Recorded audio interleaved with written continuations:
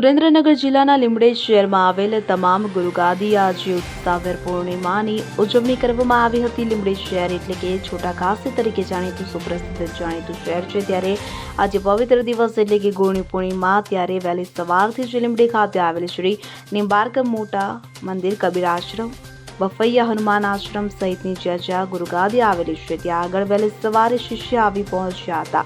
ત્યારે સવારની આરતી પૂજામાં ભાગ લીધો હતો અને ત્યારબાદ પ્રસાદ રૂપી મહાભોજન કરેલ હતું। ખાસ કરીને વાત કરવામાં આવે તો લીંબડીના ધારાસભ્ય કિરીટસિંહ રાણાએ લીંબડીમાં આવેલ તમામ ગુરુગાદીના દર્શન કર્યા।